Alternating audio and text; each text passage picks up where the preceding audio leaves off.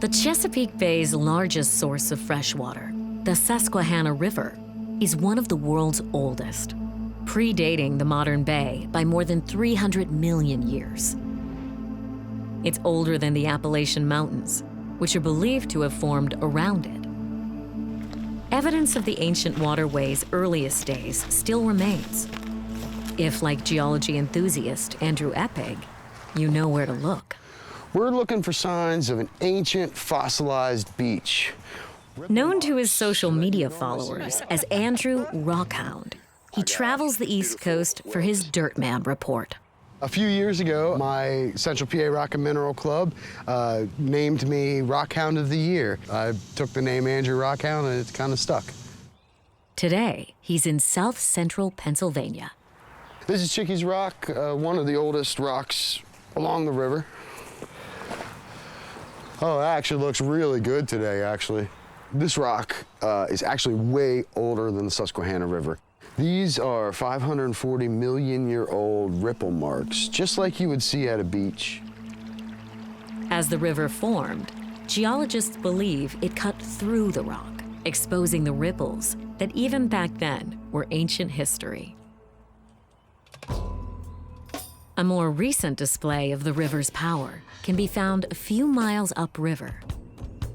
Conewago Falls, known informally as the Conewago Potholes, formed a mere 8,000 years ago.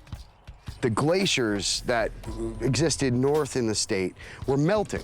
That came down the Susquehanna Basin and started cutting into these rocks, forming this smooth landscape. During that time, rocks like this, like a little tiny rock, would get caught in a vortex and start spinning around, and it would cut into these rocks and leaving this smooth hole that we call it a pothole. It's a very artistic, almost, sculpted landscape. And also, when you have a nice rock like this and you have gravels built up on the backside, and sometimes even in the potholes themselves, that's where it collects gold. So you can even come out here and try to find a little piece of gold for yourself. You heard him, Susquehanna gold. I tell people here that have lived here for years and years, decades, and their whole lives, and never knew that there was gold here.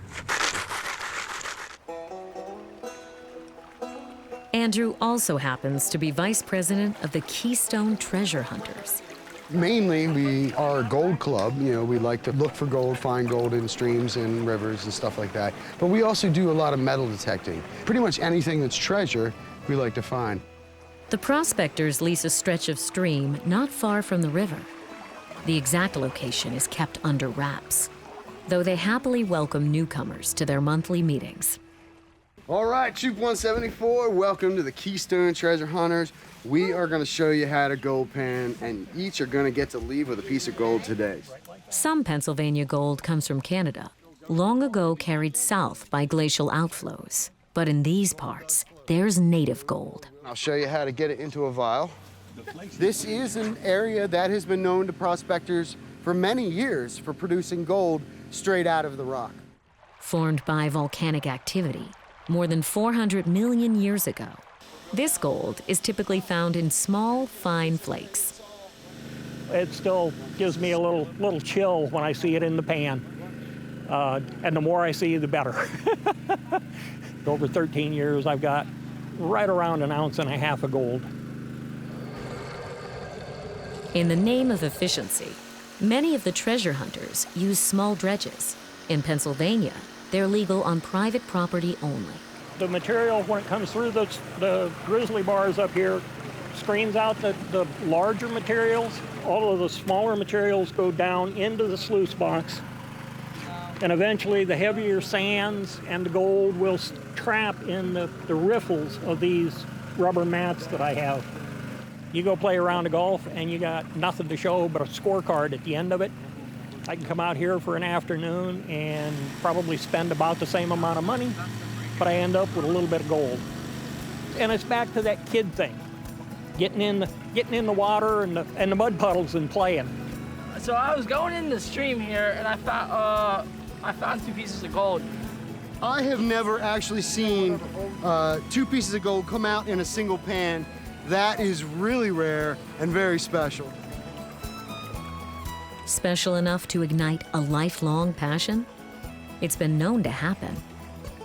There's 2 there, and there's one, there's one, there's one. I've been doing it since I was about 14. I don't drink or gamble, but it's kind of like that. Once you had your first taste of a win, you're hooked.